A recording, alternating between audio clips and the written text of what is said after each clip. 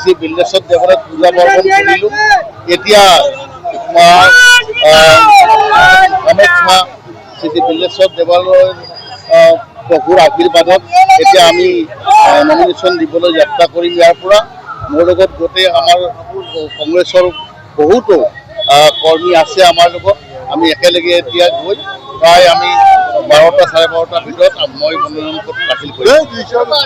আপোনাৰ পৰিৱেশ দেখিব, মই এই যিটো আমাৰ ৰেলী দুটা ৰেলী আহি আছে, আপোনাৰ বৰভাগৰ পৰা আমাৰ বালিয়াচা মন্দিৰ হৈ পেলাই আমি লগ হ'ম পৰা আৰু আমাৰ এই ক্ষেত্ৰত গোটেই মানুহখিনিয়ে ইয়াৰ পৰা হৈ পেলাই আমি তাত গৈ আমি একেলগে বৰপুৰা হৈ আমাৰ নলবাৰী পুলিচ ৰিজাৰ্ভত যাম।